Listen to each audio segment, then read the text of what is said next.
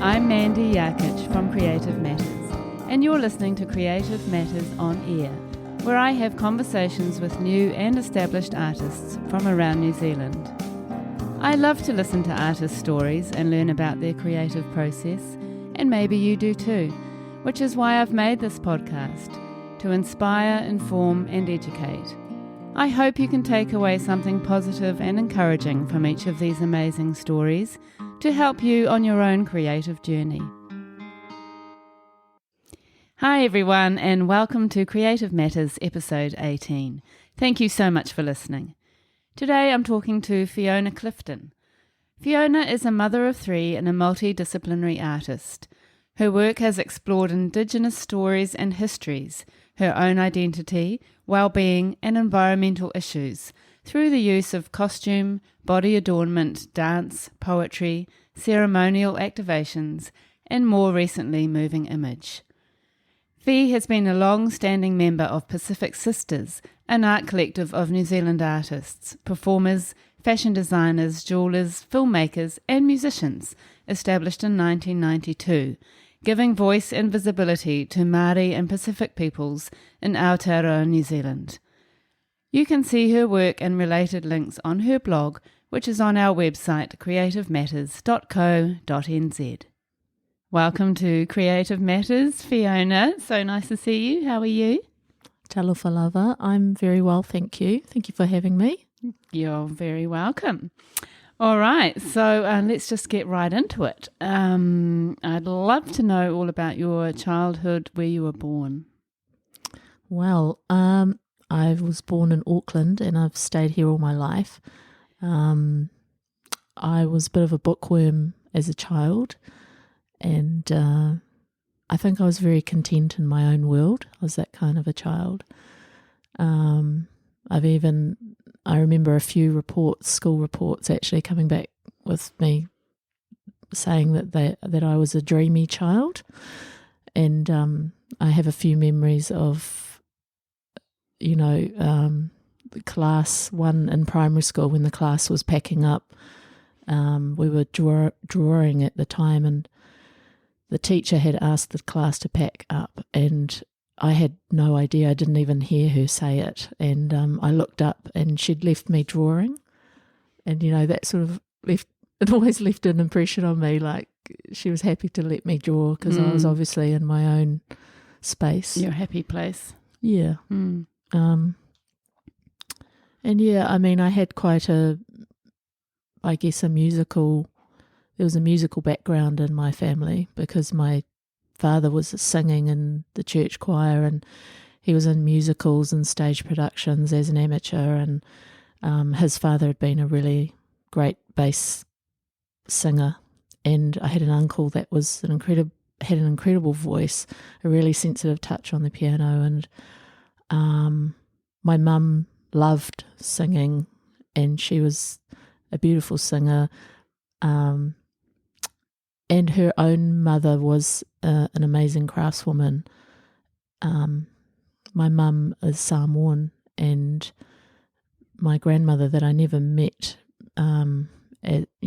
she passed away when I was 10 months old, but my grandmother was in charge of the women's committee. There's a women's committee in each village in Samoa, and those committees make mats and do the weaving and make the tapa and organise everything that needs to happen in and around whaalawe, which is basically community events like funerals and weddings and all those types of things. And she was also the taupo, the village maiden who opens all the ceremonies and things like that in the village. So she would have been a great dancer, and my mum always used to say it was a shame that I hadn't had more to do with my grandmother, because she felt there was more of a connection where I was going and what I was interested in, and particularly in trying to make crafts and things like that, that we would have got on well. Oh, such a shame you didn't get to meet her. Yeah. Yeah, but her spirit lived on through you, I would say. I hope so, yeah. Yeah. And so you did some dance yourself as a child? Yeah, I know I had a feeling that I wanted to do dance, and from an early age, and I actually asked my parents if I could take dance classes, and they enrolled me in ballet. And I found it very constricting, and I was always sort of the big island girl in a class full of, dainty balangis, basically. Yeah. And I just felt, sort of out of place, but I kind of felt like I wanted to do something a bit more funky or fun. But anyway. And how long did you actually do that for, the ballet? I did it sort of all the way to point shoes kind of thing. Oh, wow. Maybe 14 or 15 before I gave it away. And you never actually said to your mum, I want to do hip hop? Yeah, I don't know if she... It wasn't going to go down wasn't going to go, yeah. I think she sort of had an idea in mind what she would preferred me to do. At the same time as enrolling in ballet, they also enrolled me in piano lessons, and I started piano from age 5, and that became a big part of my life. And I actually hated practice for a long time, but I do remember at one point, it was just this thing every morning where mum got me up very early to practice, and I think it was a combination of I sort of felt forced to do it, but then because I was doing it so much, I felt, I became quite good at it, and that gave me a certain confidence. So, although I was quite a shy child, when I was playing the piano and when I was dancing, I felt free, or I felt like confident. I was, yeah. That's where I wanted to be. That's very cool. And did you end up loving piano? I know that I loved music, but I wasn't sure where else I could express that. I tried a couple of times to learn other instruments, but because I was doing sort of Royal Schools of Music examinations, and it just takes over your life. And at high school I took music all the way through, and I was in the jazz band and the big band and the playing piano and wow. Things like that. And I just had a very busy life. After school I had when I look back now, I realise that I had a really strong foundation in a lot of things. My father enrolled me in drama classes because he could see that I was a bit shy. So, and that was great. I loved the drama classes, and there were a lot of, they were with Auckland Youth Theatre. So yeah, just my afternoons, I had to get myself there a lot on my own, and so it was something that I just did, on my own, and I definitely enjoyed aspects of it, but I still didn't really know how I wanted to play that out after I left school. Yeah. Oh, but at college, I had the benefit of some really amazing itinerant teachers that came into our high school. I was at Birkenhead College, or it was Birkdale when I was there, and we actually had Don McGlashan come in from scratch, and wow, and he's a well-known New Zealand musician. Yes, and he actually brought from scratch into the school, and had all of us playing those big tubes with the big jandals, and he had us doing all sorts of different types of composition exercises, and I also had lessons with Phil Broadhurst, a jazz musician who's passed away now, but he was an incredible man that was a great teacher. And I was also doing photography and art history, and I had some very inspiring teachers there. And so even at high school you were quite sort of multidisciplinary in a way. Yeah. The things that you were doing plus, what you were doing out of school as well, which must have informed your practice. Yeah, I think it just gave me a very broad understanding of the performing arts, I guess. And I did want to do more visual arts and things, but I just didn't have time. No. Yeah. Yeah. That sounds interesting. And it's great, as a teenager that you were getting into it all, because, sometimes it doesn't happen at that age. And so when you left school, you headed to university? Yeah, I actually had a gap year where I continued to take piano lessons, and I sat some of my final kind of grade 8 examinations and ended up getting, distinction in those things. And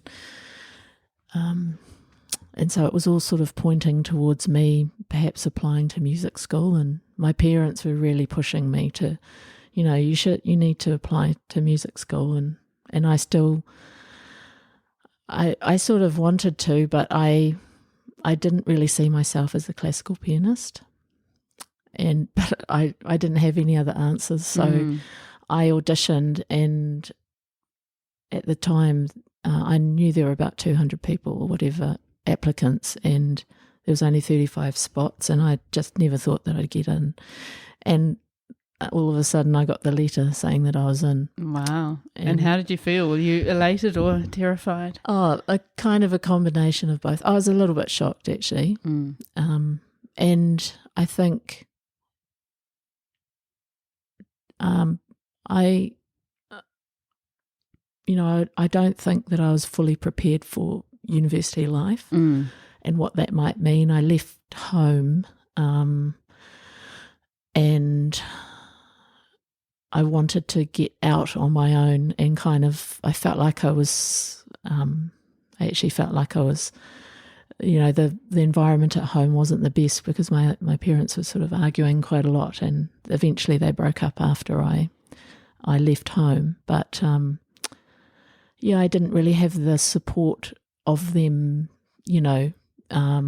around me during kind of difficult moments at university. And it was the first year at university was kind of a combination of pure elation just because of some of the teaching. And my piano teacher was Thomas Vesmus, who was an incredible pianist in his own right, and came from an amazing long line of piano players that ended up going back to composers in Vienna, that I grew up loving. I mean, I was in love with Mozart and Bach and oh my goodness, Rachmaninoff and Beethoven and all these things. But I just still felt out of place, and I did end up passing that year, but I just couldn't see myself carrying on. And at the time I sort of entered into one of my first relationships, and it was with a photographer, and he was sort of involved in an underground, or alternative was the catchphrase in those days. And he actually had a band called the Axemen. And so I decided, okay, well, I'm just going to leave. I'm not going to go back next year. And he said, oh, well, okay, if that's what you want. And much to my parents' horror. I can imagine.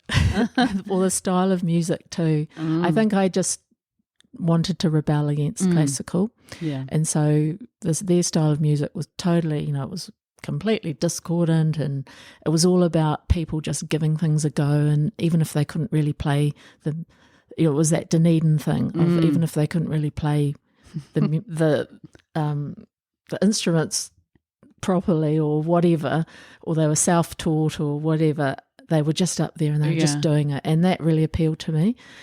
And somehow I ended up becoming like taking the Axemen on a big tour of New Zealand and organising, being their tour manager and doing that for the first time. And amazing. I was sort of didn't really know what I was doing, but we managed to get through that. And then I think through that period straight after university, I was just trying to find something that I could hang on to, but I was feeling in myself that excuse me, that I was feeling really sensitive about practicing art in any shape or form. So I kind of deliberately went away from it, and I decided that I was going to do more production. And I worked with another photographer who was a childhood friend, and she had a suffragette project on, and I was her photographic assistant, so I sort of tried out that for a while with her, and then I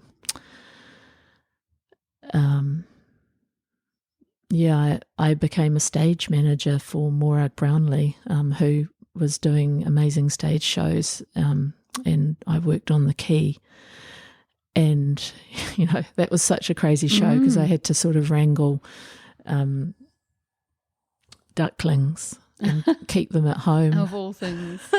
Wow. And, it was a dance theatre piece, her work, with film. And how did you get onto her? How did you make contact with her? It was just through going out in the weekends and being in the scene and kind of meeting people. And she said that she was doing work, and I can't even remember how we met really, but she said she was putting on this show and would I like to be involved. And she had another person that was a more experienced stage manager than I was, and that lady very generously sort of mentored me into that role and helped me understand the mechanics of that. Isn't that amazing? Yeah, it was. Yeah, I was very fortunate that there was a really supportive group of people that I was starting to discover. Yeah.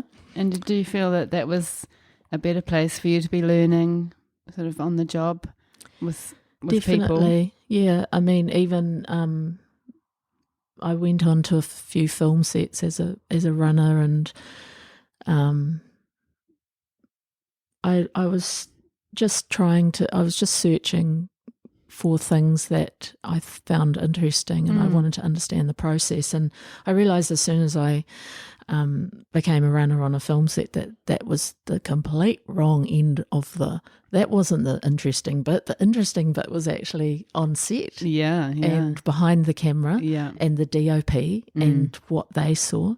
And that was one of the things that I loved about my partner at the time, that I was actually soaking up what he was doing through his photography work. And he actually did screen printing as well, because he went to art school, and it was like a whole other world open to me, that people were practicing art around me, but I was very much lacking in confidence to kind of start doing something of my own. So I began helping other people, which is a good way to start, I guess.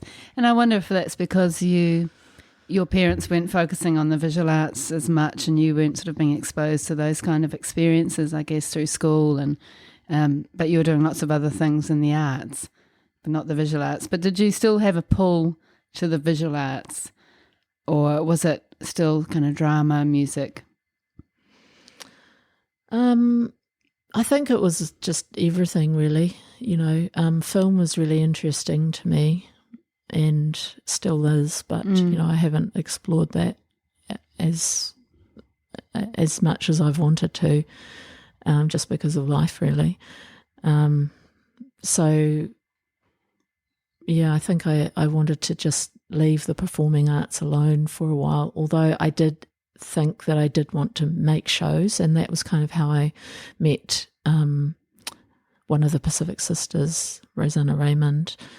And actually at the time that I met her, I'd been talking to a friend, and he said, look, I know someone that is actually, she does a lot of her own, she produces a lot of her own fashion shows and things like that. Why don't you go and have a chat to her? She might have something for you. And I think, it was meant to be. She'd been on the phone with the Auckland Council, who'd rung her up because she was a former model, and she was doing styling and for fashion magazines and things like that.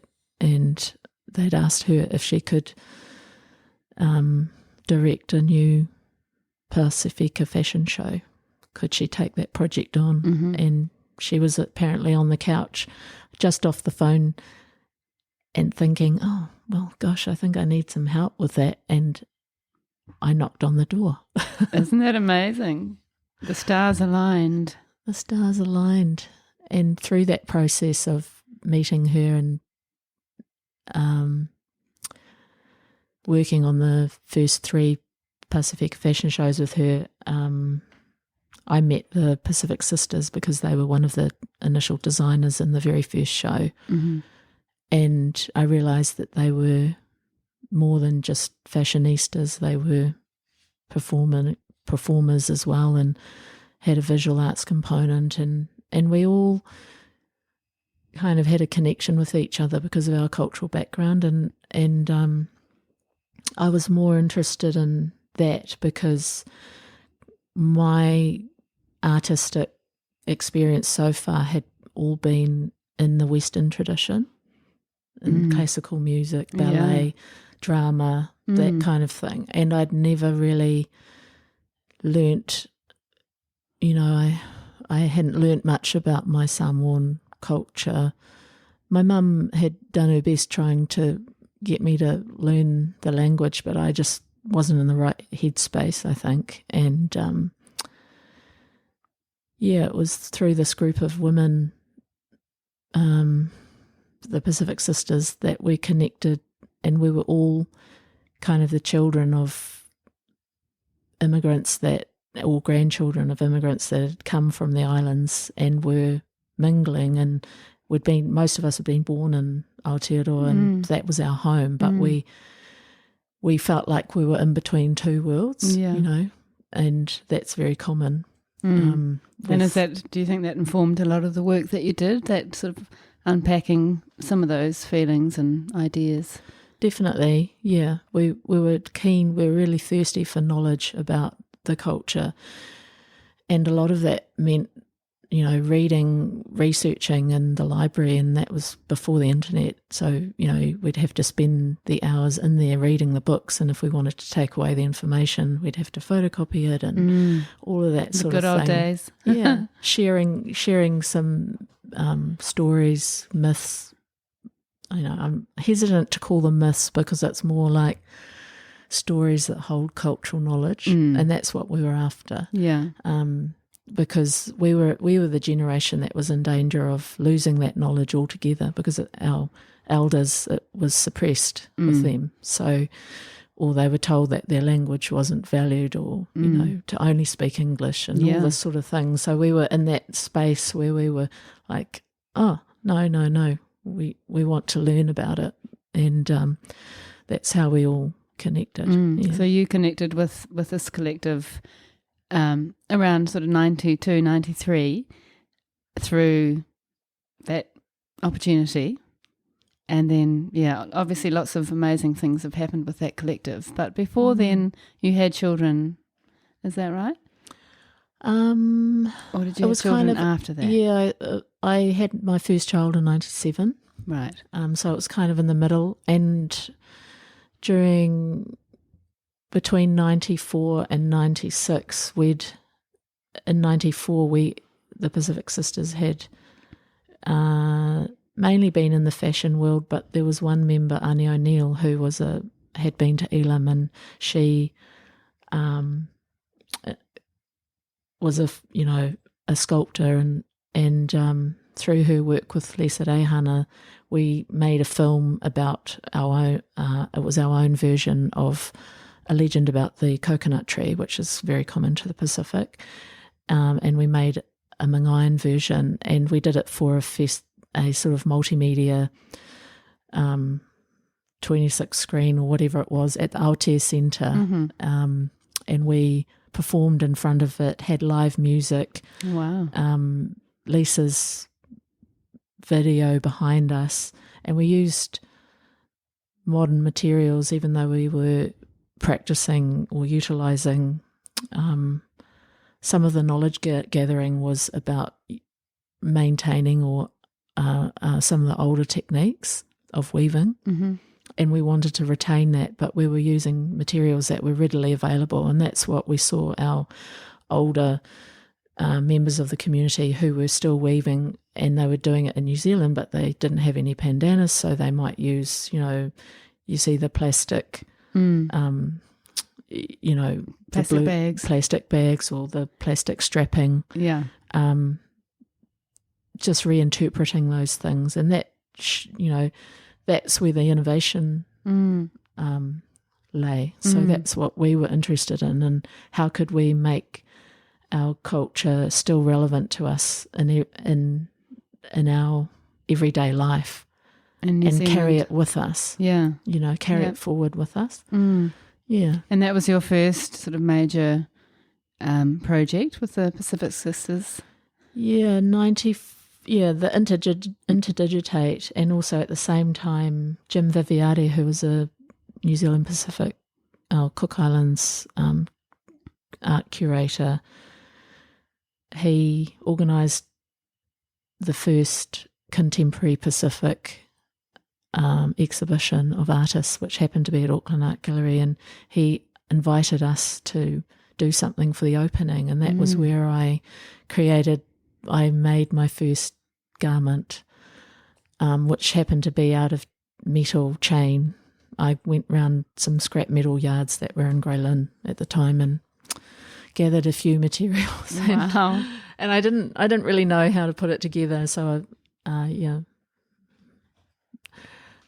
my long-suffering partner, a new one now, he sort of looked at me like, you mean you don't know how to link these together? Let me show you. And so, I was trying to learn these skills and bring it all together, but I ended up making a sort of a chain hula skirt and neck piece and headpiece to go with it. And it's really funny at the opening because I didn't realise how much noise it would make every time I moved. I bet. And so you actually wore it as well. I did. Yeah. So you were performing in it. Yeah. And that felt like a new way of that I could express myself. Yeah. And within this group of people that. Yeah. And did you see the making of a costume as your art practice at that time? No, it felt really awkward and odd, and it was really stressful trying to get it together, but I managed to do it and I was very proud of it at the time. But I was in and amongst some really amazing artists from Pacific Sisters like Suzanne Tamaki and Nephi Tupaia and Selena Hami, and they were the founders of Pacific Sisters, and they were in wardrobe already, and Rosanna was doing styling and just starting to make her own work as well, and we were kind of all learning together. I remember at one point we went to a weaving workshop together that was up at Art Station, I think, years ago, and we just learnt how to make a kite, So we were trying to gather our resources around us, and that's what really inspired us. We were talking over the stories and talking about work that we wanted to sort of try and create, and then opportunities started coming along where we could try those ideas out. And it seems like, all the way through your career, really, you've tried lots of different things, and you've quite enjoyed that experimental process, or, having to learn or research to discover a new medium or technique that's kind of goes with the projects. Yeah, I think that's how I'm learning that's part of my methodology, is thinking of the idea and being led by that and trying to bring the skills that I need to make that happen. And sometimes it's about collaboration as well, bringing people in that can help with that process. And now I understand, just from observing more artists around me now as a more experienced practitioner, that that's a normal process. Whereas, I always felt like I needed to do everything myself. But I've always sort of, it's almost a perfectionist kind of streak where you don't want to ask for help, and you're just determined to do it. And you're trying to prove yourself. Yeah.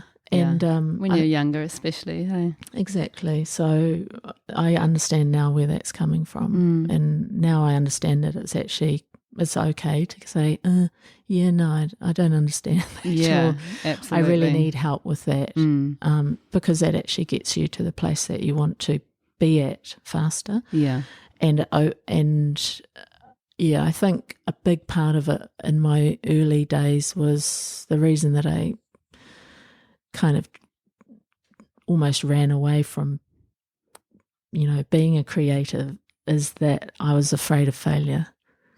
And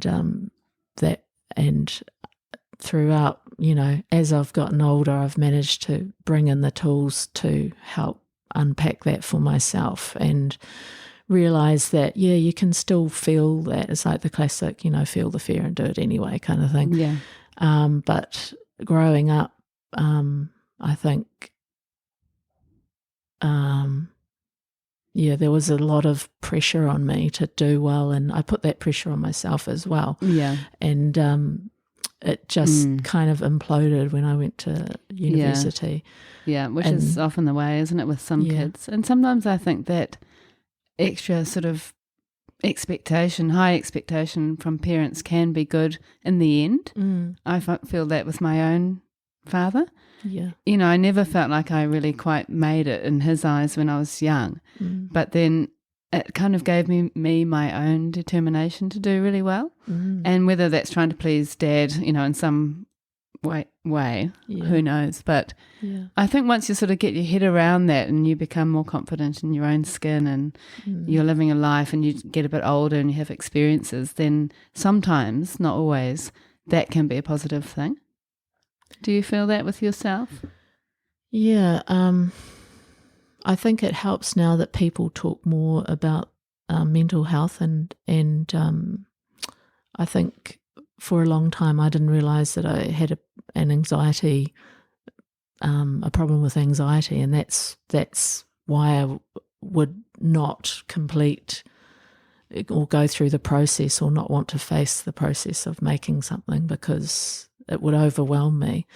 And now it's far easier to sort of, that information, I think it's out there more, especially in social media and just generally. And, I really would hope, I always felt, I went back to university actually while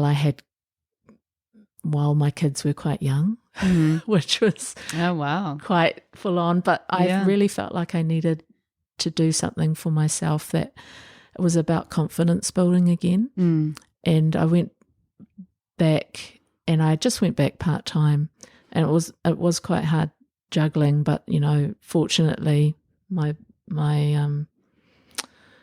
partner was running his own business, and that's one of the only ways that I was actually able to do what I could do and go and study, because I could say to him, flexible. I could say, oh, look, can you look after the kids for a couple of hours? I've just got this lecture to do. And how old were the children then?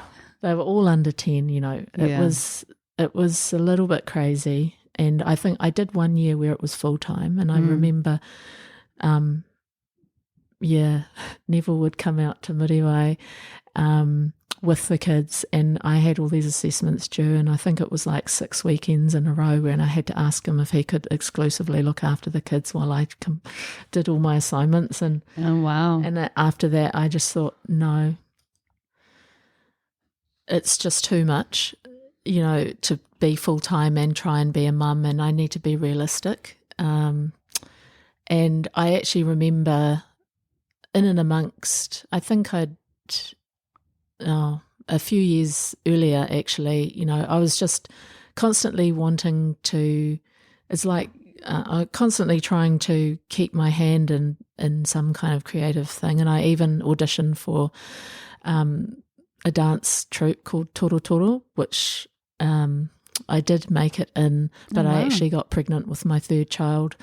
Oh my goodness. I think it was our first performance together, and we'd spent months kind of rehearsing and la da da. And it was kind of like the straw that broke the camel's back. I tried to keep my life as a mother kind of separate, or almost deny. It wasn't them, but it was me feeling like I couldn't express that. I just had this family life, and I was trying to be a dancer, and then I had to say that I was pregnant. So it was. Gosh. It was. That's pretty full on, and that was after the degree, the dance, or before. That was. I think it was before. Yeah. And what was the actual degree? What were you studying? I went back and studied a degree in Pacific Performing Arts at Auckland University. And the funny thing is that while I was studying it, enrolments were going down for the degree, and they were actually closing papers all around me. So I was trying to finish this degree. I was determined to finish it. And it led me to having to go to other parts of the university that I may not have been to. But that was actually okay as well, because I ended up going into the Māori Studies department, and I met Maureen Landers, who had taught one or two of the members of Pacific Sisters anyway, some weaving skills, and she was running some Māori material culture papers. And that's where I actually made my very first, I researched the rāpaki, which is like an earlier form of piu-piu, sort of leads into that, and I was looking at the intersection of what garments might look like when the first Pacific, or people came out of the Pacific and were first arriving in New Zealand, and I wanted to create something that reflected that. And rāpaki was an older form, and you could wear it around your top and also around your waist. And I ended up actually making it, even though we were learning with flax, harakeke, I made it out of raffia, but I applied the techniques of metal, which is rolling two strands together. Wow. I did that with raffia, and then I made tags out of flax, and I wove wool into it, because wool was actually a material that early Māori utilised when blankets started arriving from the settlers. And that sounds amazing. And I ended up making quite a different piece, and so it led me in new directions, and I realised that I wanted to do more of that. That really sort of sparked my interest. And it seems like you keep coming back to the costume. I always felt like I wanted to do more of that. Like in the Pacific Sisters, there's sort of an unspoken thing where there's a particular garment that gets made, and it's a waistcoat, and it's derived from the crossing of shells and beads in the Pacific, and it's our own form of it, and it kind of connects us back to our ancestors through it, and it's just an identifier of the group, and there's a kind of unspoken thing that you're not really a Pacific Sister until you actually make one. And I'd never actually made in all that time that we'd been to Samoa and been to an arts festival in Sydney and done all these projects together, but I'd never managed to make one. And I think after having the third child and going through university and we actually, there was periods of time in Pacific Sisters where, even though the collective's been together for almost 30 years, we didn't always make work together, every single year. So there were gaps, and I had different things going on in life. So I came back into, we had a busy period in the 90s and the early 2000s, and then we sort of came back together for a reunion show in 2011. Mm-hmm. And just due to I kind of overworked myself on that project, and I had a bit of burnout, and I felt really kind of lost again about what I should be doing. Where you were heading with your creativity. With my creativity. Yeah. So I kind of left it for a while, and I decided that I didn't want to do anything for a while. And I threw myself into, being the mum that picks up their kids and takes them to bloomin', training and all that. And they were training twice a day on the lake and on the beach and all that sort of thing. So I just fully involved myself in that. And we went on a Samoan bilingual journey together, and I was sort of spearheading a project at a particular primary school, working with some other parents to get a bilingual unit up and running at Kōwhai Intermediate, which is still running today, wow. sort of 10 years later. But that's amazing. And so your children are bilingual? Not fully bilingual, but they definitely have that perspective of, who they are in their entirety, and that's... Isn't that great? Yeah. And that's a gift that you've given them. Yeah, it was quite a hard road, because it was fortunate that my mum was living with us actually, and she was the native speaker, so she supported that a lot, and just through being there, and I'm very, very grateful that my kids got to experience that, because they can understand the different worlds that they're part of, and it comes out when it needs to. Yeah. And they're still interested in learning more about that side of themselves, the Samoan side, and I guess there was more emphasis on it. I wanted to place more emphasis on it because there was so much English everywhere, and you could do that, at any time, and it was everywhere. But to uncover and protect the Samoan, if I didn't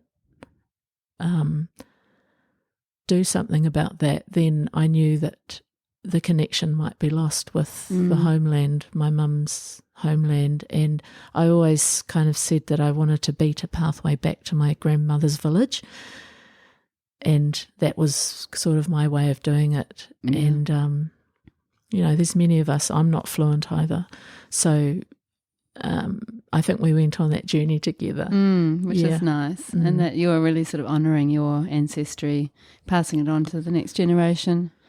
And I mean, I guess, do you feel like when you were a child that wasn't something that happened as much, or was it still in your life? I grew up with the sounds around me. My mum was always on the phone, or my family were around and they'd be talking in Samoan, but I couldn't understand. So it was that classic thing of understanding more than you can speak, and then there was a couple of experiences, in Samoa as a youth when, I went back to Samoa and just tried to speak Samoan, and, I was just sort of the laughing stock. Yeah, which is really sad, isn't it? It's not helpful. They didn't know at the time, but, it's just one of those things. It really knocks your confidence, doesn't it? It does a little bit. And then, they used to ask me, are you Samoan, because you're so white. And so all these sort of questions, I think that was why, some of the reason as well why we came into Pacific Sisters, because that group of people were also trying to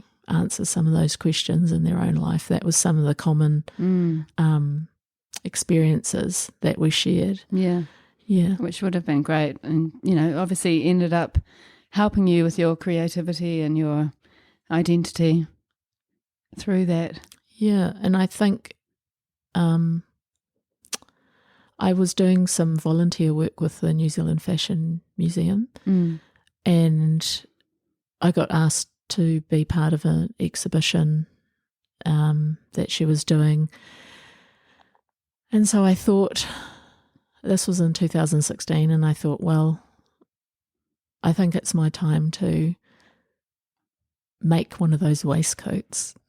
That's what I just felt like I had this calling. I really wanted to do that. You were ready. I was ready, and I took it back to my mother's village, the inspiration, because for the project we had to choose a phrase that was based on a body of work by June Black, and she had all these phrases about the way in which costume is used in people's lives. And the theme that I chose was a theme called or a phrase called "a costume to offset the acid thought of doubt." And that just really appealed to me because I felt like that theme had kind of pervaded in my own experience of the arts. And did you come up with that idea, or did somebody give that to you? Yeah, we had to choose from a list of phrases, and that was one of them. So it's perfect. I thought, okay, I'll base it around that. And I know I sort of looked at the inspiration or where I could start, what was a starting point, and I thought in my grandmother's village there's a famous saying called le ai se fefe, which means have no fear. And I thought that doubt was actually a form of fear. And so that's how I layered it. And the waistcoat idea was from the Pacific Sisters, and I made that, it's a form of protection. And so I created this character that was like a taupo that was dancing for kind of, it was a homage to my Pacific Sisters, because I thought, look, I am so inspired by you all, and this was my offering to them to finally make my own waistcoat. That's beautiful, but also an offering to yourself, I'd say. Yeah. You know, it was probably a big moment in your creative life. It kind of was. I remember actually my children's sports coach is actually an incredible man, and I remember having some conversations with him about, he was like, oh, what are you doing? And I was, it was like I was trying to leap off the cliff of stopping those thoughts of doubt, and it was it was literally happening to me as I was creating it. So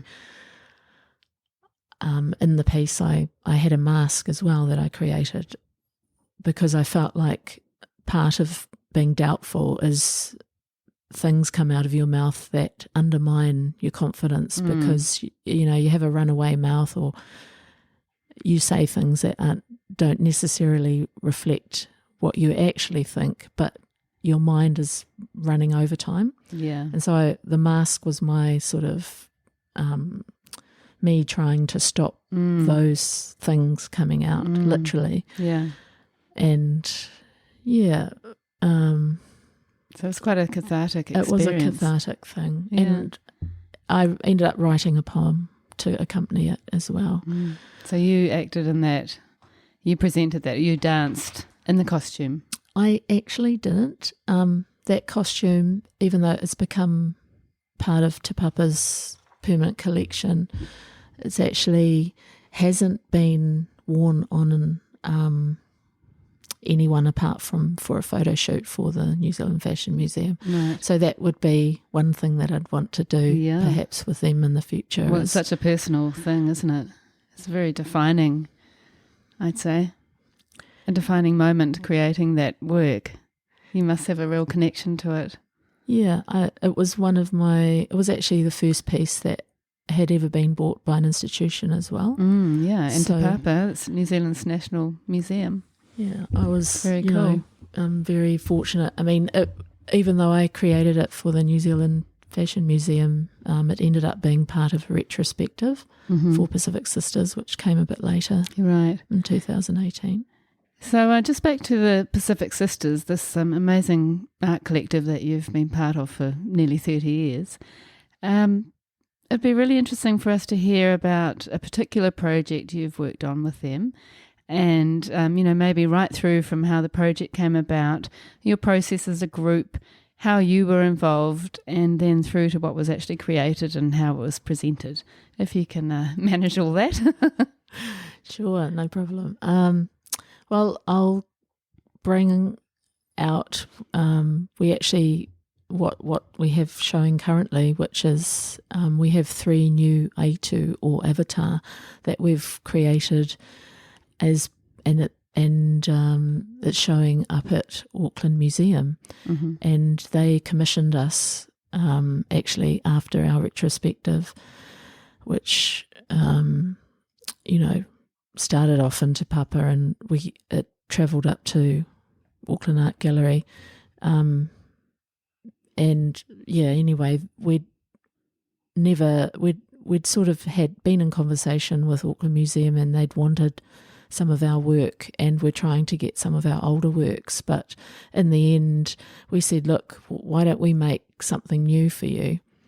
And the conversation was started there, and they said to us that they were actually, the timing was right, they were actually redeveloping the lower galleries of the museum, and they were creating a new exhibition space called the Stories of Auckland, Tamaki Paenga, and they thought, well, would you like to do something for that? And they had an activist room, and they were putting stories about sites of activism in Auckland, and they recognised that Pacific Sisters was one of those groups or people that were, could be included. And I mean, we were Did you see yourself as activists at that time? I think by the time we were having these final conversations with them, that term fashion activists kind of came out through the retrospective. Nina Tonga sort of mooted it to us. She was the curator, and we, although, when we started off, we were just sort of doing our own thing, but I think by the time that happened, that was just, yes, we've always been active in trying to uphold the values and the for women, for our Māori and Pacific cultures, our indigenous sovereignty, and I guess yes, we didn't come up with that term necessarily, but that sort of fitted. It fitted. So yeah. So and you're also very inclusive, aren't you, in the way you work with different groups? Yeah, we've always we've always been supported by a lot of men. So even though the title of the group is Pacific Sisters, that we've always had people, been very fortunate to be working with videographers and photographers and people who know lighting and technical things, technical side of things, to help enable us to present the multimedia kind of vision that the shows have been. Yeah. It's very collaborative, isn't it? Collaborative, and also inclusive in terms of it's not so radical now, but in the early days, we were wanting to showcase what was part of our community, and that included all gender identities, and we welcomed that, and we acknowledged that, and also it played out into the way that we included models who were seen as plus size, but we never called them that. We wanted them for the people that they were and what they brought to the catwalk, and we weren't interested in sort of serious no expression modelling. We wanted them to embody the garment that they were wearing, and quite often, we call it kaupapa-driven frock because it's coming from it's telling a story, or it's reflecting nature, or it's created for a purpose, and that's really what we wanted to bring to the fore. And part of that is utilising people that can bring that out of the garment, and they can bring up their wairua, their spirit to what they're doing and how they're going down the catwalk. And how was that received when you did that kind of thing? Would have been quite radical, I guess, in those days. Yeah, I mean, I think, there were people like Paddy Aliatino Walker, who was a pioneer in the 70s and 80s, I think, in the Pacific Island scene, who would sort of shoo-hoo and things like that on the catwalk and in her own shows and things like that. But we were just reflecting an urban culture as well, mixing up island tunes with hip-hop and,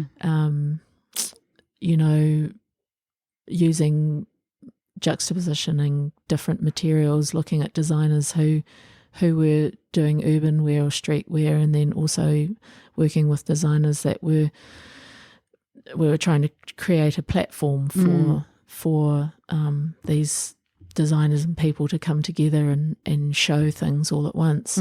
So we weren't working alone. No, and it does sound quite sort of forward thinking, I would say. And just going back to that project for the museum, so how do you actually work? What's your process, or how did you figure out, what you were making? How did you figure out what the initial idea was, and how were you involved as an artist? Well, because we were in the activist room, we decided that there were to focus on 3 different themes that were most important to the group that we'd always worked with, and they were actually based on the songs of Henry Afu Taripo, who's a Cook Islands musician. And one of the themes, we chose 3 themes. One of them was indigenous sovereignty, one of them was gender identities, and the last one was environmentalism. And these are the 3 things that we felt most reflected what we... Is the dog yawning? Sorry, she normally makes an appearance at some point in the podcast. Sorry, so just going back to how you choose the themes and that kind of thing. Where did you go from there? Well, that was a collaborative process. So just organising us all into the same city or moment in time to do that is sometimes quite challenging, but we managed to, talk together about what we felt was most important to us. And then, because this room that we were going to be in, we were going to be in and amongst some of our heroes, and like the Polynesian Panthers and, just people that we'd actually looked up to. Yeah. And so we really wanted to just bring our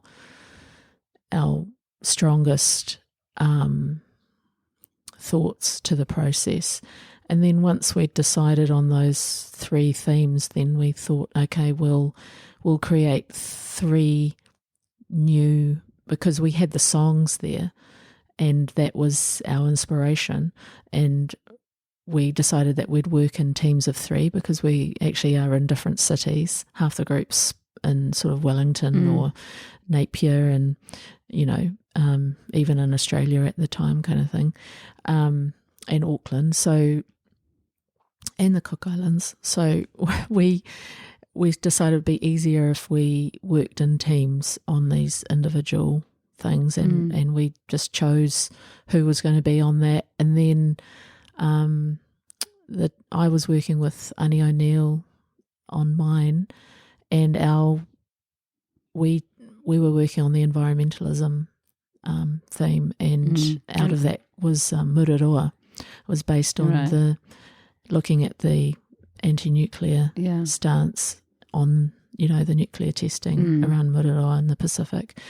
And basically we sat down together and just tried to think of some key words, and based on the song, which was about being tearful and angry, and so many angry people in the Pacific, so many angry people all around the world that don't like this, and how were we going to express this? And we decided that this Aitu or avatar was going to be kind of like a guardian of the environment, but also have some sort of reflection of ourselves as what did we ourselves, how were we involved in that? Because you can't escape that, maybe it's because you didn't do anything that these things still exist. Yeah. So questioning that kind of process. And then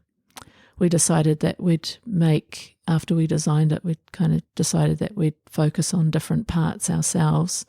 And I think some of that was to do with based on materials that we may have already had. And I knew I had a welding mask that I'd picked up at Avondale markets, and I didn't really know why I wanted it at the time, but I just thought it was cool, and I just sort of had it sitting around, lying around, and I thought, well, I'll try and create something about that. And because it was about nuclear testing, I decided that I'd try and incorporate the nuclear symbol onto that mask. And then I looked at the colours around safety, because this character was like a safety officer. So what are the colours involved in that? And if you look at safety, it's all about high vis and fluoro, orange and grey and silver and those types of things. So that sort of got me thinking about those colours. And it was the same for Ani as well in what she was creating. And we also used material that was left over, had actually almost been chucked out by a particular institution, which we won't say who it was, but it was refound in a dumpster, and it got rescued and given to us to say, Fantastic. hey, this material is actually something that Lisa Rehana printed up. And so Ani carefully cut it up into a muddle, which is an apron shape. And then, I made a necklace for it. And so it was, and I made a tiputa, which is a Cook Islands form of, it's like a covering for the top, for the body, top of the body. And I was trying to look at the symbology. I made that out of reflective material.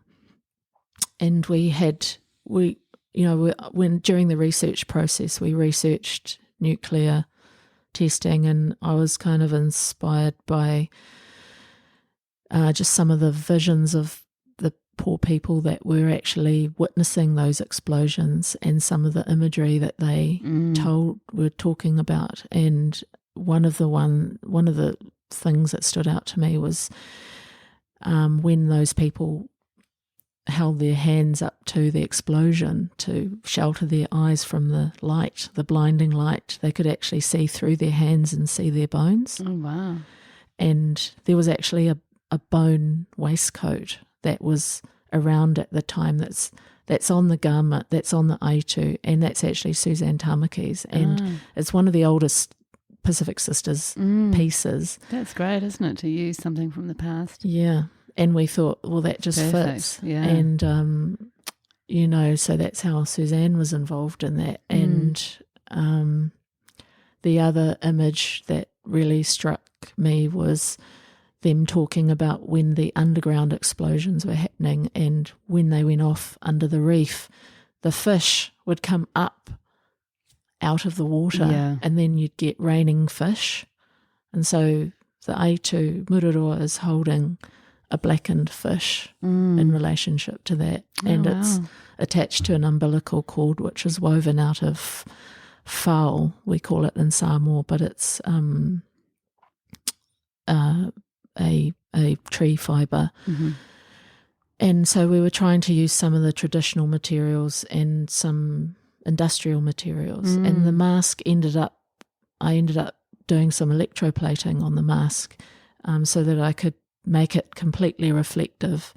And then when you walk past the people, you can see yourself in the mask. And so that was the kind of questioning our own role in these environmental disasters. Wow, that sounds amazing. And it was such a massive event for New Zealand and the Pacific.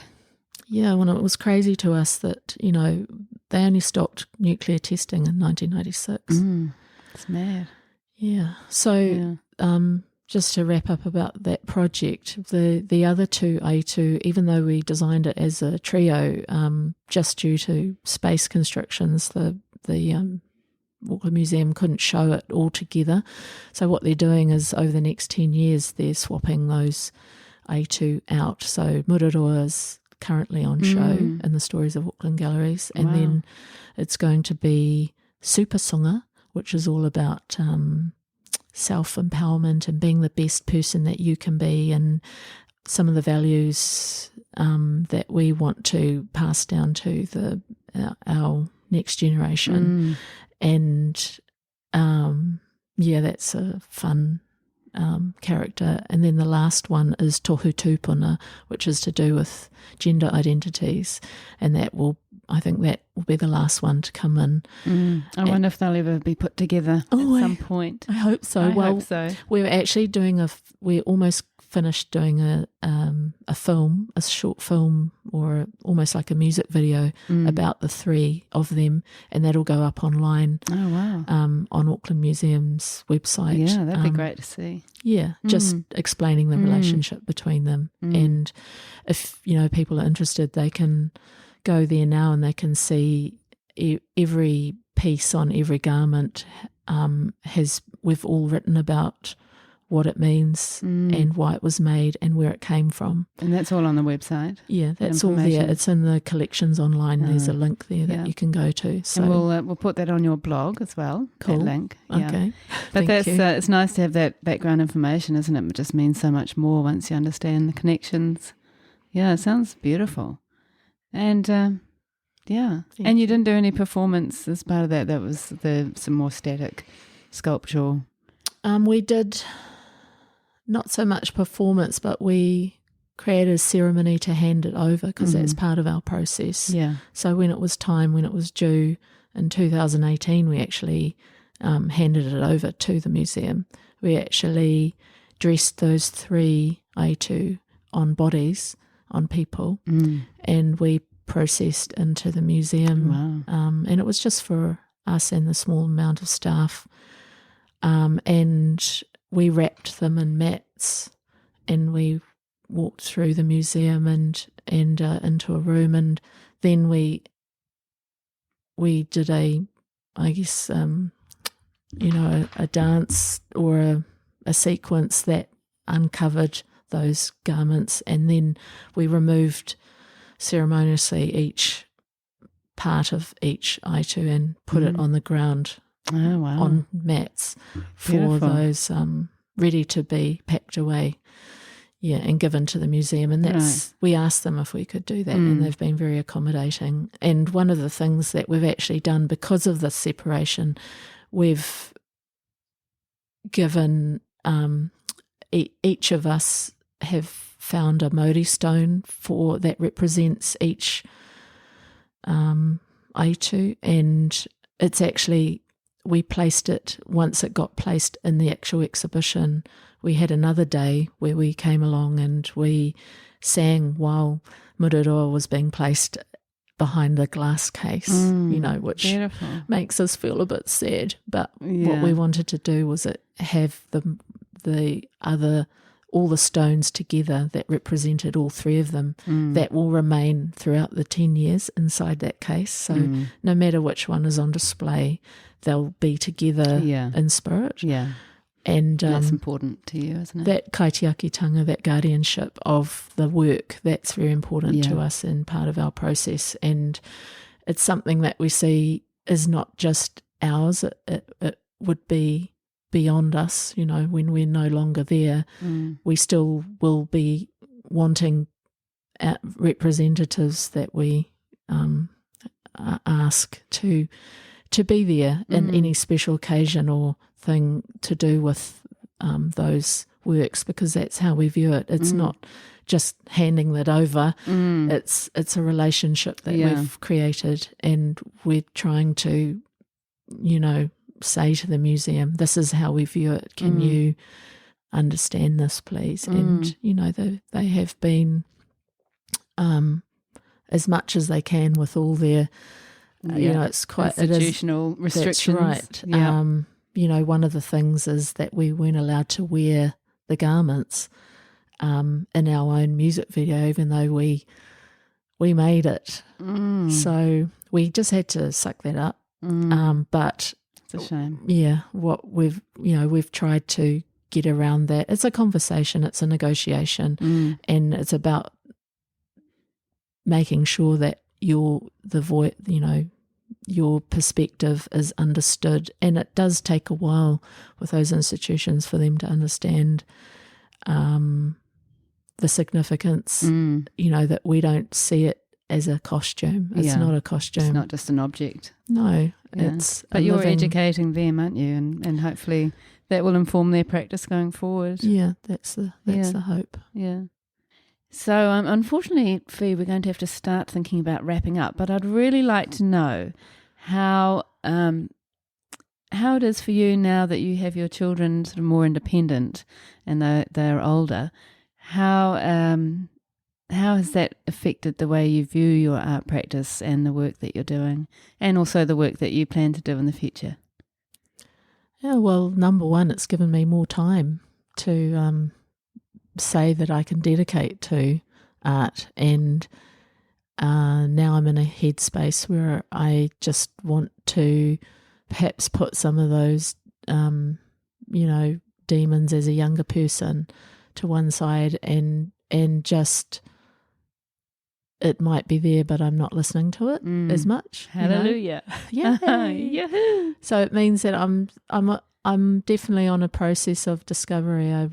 I'm wanting to learn as much as I can about other mediums, and crazily enough, I've always wanted to give pottery a go because I'm interested in mark making, and just to do the research that I'm doing at the moment for a future project is about death and mourning, and I got interested in clay and how it's applied to the body, and that's actually common to a few cultures in the Pacific, and they do that when they're in mourning, and also not just when they're in mourning, or they put it on objects that have meaning to them. So I wanted to understand more about the medium, and bizarrely a pottery internship came up just randomly, and I sort of applied for it and got it. So I'm currently just doing 3 months of part-time in the studio with a really lovely potter, Kirsten Dryberg, and that's amazing. Yeah, it's an exchange. So I work for her, volunteer for her, and then she gives me and another intern a day a week to just learn whatever we want to learn. Oh, that's brilliant. And it's what a great thing. It's so cool. Yeah. It's just really, it's a lovely way of doing it. Yeah. And I mean, I want to do more in the fibre arts as well. I want to go back to weaving and learn more techniques, and I want to look at printing on material, textiles. I'm still very interested in that. So, and I love image photography, moving image, that with COVID and everything, and having to be digitally more present. Yeah. I think it's a good thing, although for me, I can see developing my poetry writing skills. I think fiction writing is interesting to me. Great. I've given, I've written encyclopedia articles and a few sort of other things like that, and it's hard. But I just think fictional writing it has a bit of magic for me. Yeah. Wow. So Amazing. it's a combination of things. I'd like to see if I can develop something so that I can easily do it from living in Muriwai, which we're not living here full time at the moment. So we hope that's going to change in the next little while. Yeah, that would be great. Yeah. So it's about that kind of practical reality of, okay, so what would I need to make things happen out here? Yeah. Oh, that sounds so exciting. And you have your individual practice, but you'll continue to work as part of Pacific Sisters over the next years. Yeah, many years to come. Hopefully. Yeah, it's a lifetime commitment. We've been inspired since the retrospective to just keep working, make new work together, and we're working at the moment on something for the Hawaii Triennale, and we've just put in funding for that, so fingers crossed for us. Yeah. And then we've also got some interest from art and feminism exhibition in Germany who, might like to see parts of that work or something new that we make. So right. Yeah, it's a new exciting. chapter. Yeah, it absolutely feels like a new chapter, and I feel it's been a real privilege hearing your story and your journey, your personal journey, and, the way that you've sort of popped out and now see yourself as an artist and as a creator, and you have time and headspace and confidence to explore that further. And, you're such a multi-talented person. It's going to be very exciting to see where you take us. Oh, thank you. I really appreciate your time, and whakatae mole awanoa. Thank you for the opportunity. Thank you, Fee.